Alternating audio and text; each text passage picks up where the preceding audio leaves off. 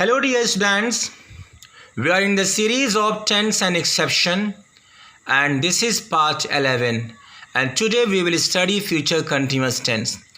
बहुत ही आसान है, इसमें कुछ नई बात नहीं है, बस एक नई बात आएगी, अभी बताते हैं। फ़िलहाल अभी यही जान लेते हैं कि फ्यूचर कंटिन्यूस टेंस की helping verb will be, shall B है और हिंदी के सेंटेंस में रहा होगा, रही होगी, रहे होंगे आएगा सेंटेंस के एंड में।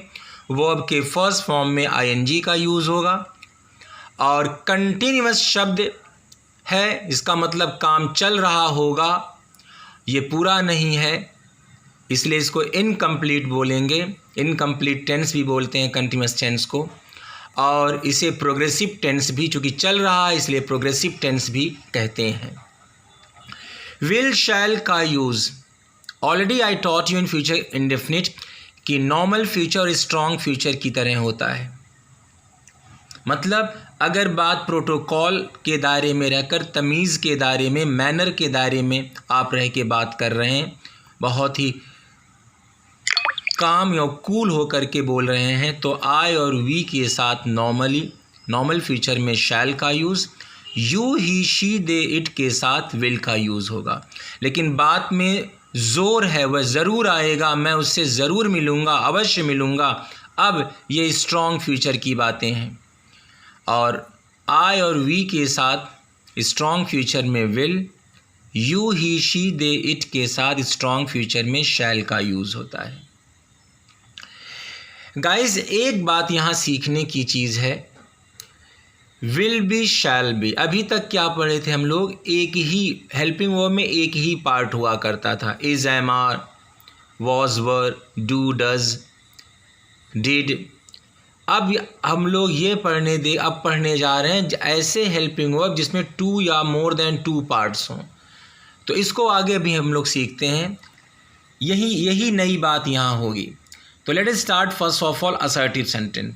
असर्टिव असर्ट वर्ड से बना। असर्ट का मतलब टू से फॉर्मली, जोर लगाकर कहना, इधर इन यस और in no. If in yes then affirmative and if in no then negative sentence.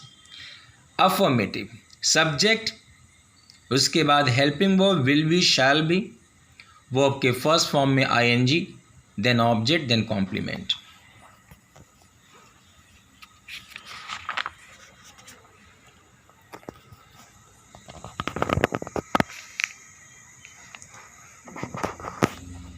वह तुमसे अच्छे व्यवहार की उम्मीद कर रही होगी। She will be expecting good behavior from you. She will be expecting good behavior from you. You can see here, यहाँ she के साथ will भी लगा हुआ है, नॉर्मल फ्यूचर है। अगर यही चीज़ बहुत ज़ोर लगा दिया जाए तो she shall be expecting good behavior from you हो जाएगा, या she will be surely expecting good behavior from you, certainly expecting या strongly expecting good behavior from you। तो she will be expecting good behavior from you। आज रात वे एक साथ dinner कर रहे होंगे। Tonight they will be having dinner together। Tonight they will be having dinner together या they will be taking dinner together। वह तुम्हारे खिलाफ षड्यंत्र ज़रूर कर रहा होगा। यहाँ आप देख सकते हैं ज़रूर आ गया है, अब आप स्ट्रॉन्ग फ्यूचर दिख रहा है खुल करके। तो he will be surely plotting against you या he shall be plotting against you, और he will be plotting against you भी आप लिख सकते हैं। ये शॉर्ट फॉर्म के सेंस में मैंने लिखा है, क्योंकि will और shall का जब शॉर्ट फॉर्म बनाते हैं तो he'll और she'll दोनों का मतलब होता है he will या he shall। तो he'll be plotting against you। लेकिन यहाँ आप क्या समझेंगे? he'll का मतलब he shall। क्यों? क्योंकि यहाँ ज़रूर आया हुआ है, ज़रूर कर रहा होगा, तो he'll be plotting against you। अगली सुबह वे माहौल बना रहे होंगे। माहौल बनाने का मतलब अपने पक्ष में माहौल को करना। Next morning they will be creating good buzz. Next morning they will be creating good buzz, बहुत खूबसूरत सेंटेंस है। अगली सुबह वे माहौल बना रहे होंगे।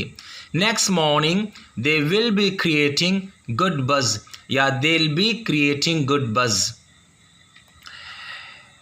गाइज यहाँ शॉर्ट फॉर्म जो हमने देल या हील लिखा है, already in future indefinite I taught you कि आई विल या आई शैल का मतलब आइल, ऐसे वी विल या वी शैल का मतलब विल शॉर्ट फॉर्म ऐसे ही आपका आएगा, क्योंकि विल और शैल के लास्ट जो लेटर दो हैं वो डबल एल हैं।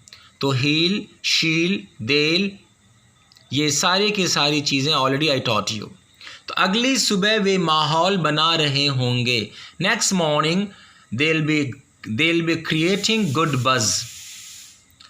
नेगेटिव सेंटेंस, यही यहाँ आपको सीखना है कि अगर किसी टेंस के हेल्पिंग वर्ब में टू या मोर देन टू पार्ट्स हैं, उस वक्त फर्स्ट पार्ट के जस्ट बाद नॉट आएगा, फिर सेकंड पार्ट या थर्ड पार्ट आएंगे। फिर से सुन लीजिए, अगर किसी टेंस के हेल्पिंग वर्ब में टू या मोर देन टू पार्ट हैं और नॉट में ले जाना है तो फर्स्ट पार्ट के जस्ट बाद नॉट आएगा, फिर उसके बाद सेकंड पार्ट आएगा। विल बी नॉट मत लिखिएगा, शैल बी नॉट मत लिखिएगा, विल शैल के बाद नॉट देन बी। और अगर दो से ज़्यादा पार्ट हैं, जैसे will have been, shall have been, कोई बात नहीं, विल और शैल के बाद अभी भी नॉट ही लिखना है, उसके बाद हैव बीन का यूज़ कर दीजिएगा। आगे के टेंसेस में हम लोग सीखेंगे। नाउ विल नॉट और शैल नॉट के short form you can write down. Will not, won't, shall not, shan't, then B.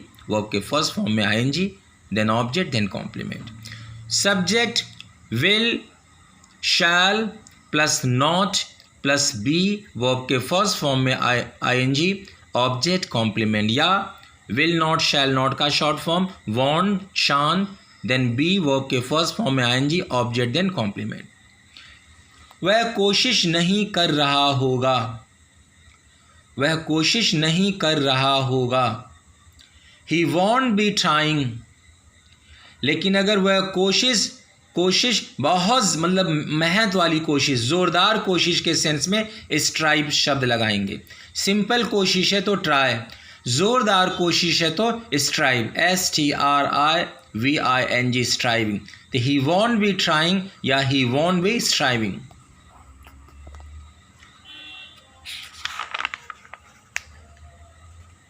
वह इस वक्त कुरान नहीं पढ़ रही होगी। गीता, कुरान या बाइबल को आप आवाज़ करके अगर पढ़ रहे हैं तो रिसाइट मीनिंग लगाते हैं। This time she won't be reciting Quran, this time she won't be reciting Quran.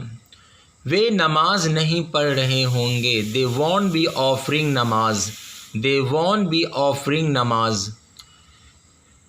वह अपना सबक नहीं सुना रहा होगा। सबक सुनाने की मीनिंग होती है से लेसन। वह अपना सबक नहीं सुना रहा होगा। They want be saying, he won't be saying his lesson. Sorry बेटा, वह अपना सबक नहीं सुना रहा होगा, वे नहीं लिखा है हमने। वह अपना सबक नहीं सुना रहा होगा। He won't be saying his lesson. सबक सुनाने की मीनिंग होती है से lesson. He won't be saying his lesson. Now interrogative, इसमें भी लर्न करने की चीज़ है कि अगर दो या दो से ज़्यादा पार्ट हैं हेल्पिंग वर्ब के, तो गाइस चाहे वोबल टाइप हो चाहे WH टाइप हो, सब्जेक्ट के पहले हमेशा फर्स्ट पार्ट आएगा और सब्जेक्ट के बाद अगर नॉट है तो नॉट, नहीं तो सेकंड या थर्ड पार्ट आएंगे। You can see here will, shall plus subject plus not plus be, verb के फर्स्ट फॉर्म में ING, then object, then complement, then question mark. या नॉट अगर है और नॉट को आप पहले यूज़ करना चाहते हैं सब्जेक्ट में तो शॉर्ट फॉर्म में लेते आइए, won't, shan't, then subject, then be, verb के फर्स्ट फॉर्म में ING plus object, then complement. क्या आप उसके खर्चे उठा रहे होंगे? Will you be affording his expenditure?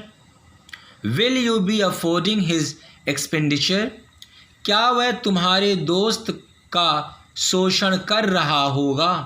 Will he be exploiting your friend, will he be exploiting your friend, क्या तुम अब उसके लिए खुशियों का अंबार नहीं लगा रहे होंगे, नहीं लगा रहे होगे, क्या तुम अब उसके लिए खुशियों का अंबार नहीं लगा रहे होगे, मतलब बहुत ज़्यादा खुशियों का इंतज़ाम नहीं कर रहे होगे।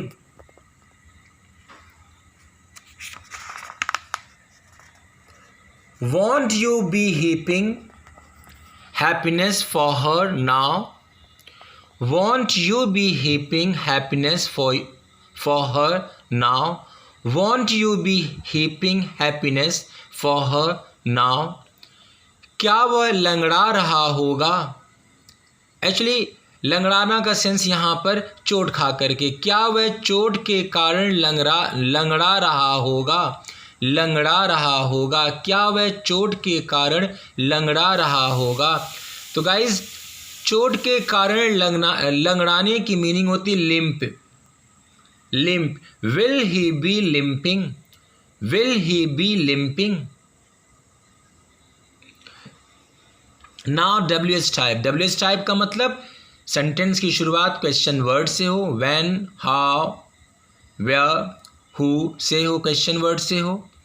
और हमने पहले ही क्लियर किया कि WH टाइप को WH टाइप क्यों कहते हैं, क्योंकि क्वेश्चन वर्ड जितने भी हैं हाउ को छोड़कर सबका जो कॉमन फर्स्ट टू लेटर है वो WH है। तो क्वेश्चन वर्ड, देन विल, शैल। और अभी हमने आपसे क्या कहा, अगर किसी टेंस की हेल्पिंग वर्ब में दो या दो से ज़्यादा पार्ट हैं तो याद रखिए फर्स्ट पार्ट आप सब्जेक्ट के पहले लिखेंगे, उसके बाद अगर नॉट है तो नॉट, नहीं तो second part and third part लिखा जाएगा। You can see here question word plus will, shall, then subject, then not, अगर है तो, नहीं तो बी, उसके बाद वर्ब के फर्स्ट फॉर्म में ING plus object then complement.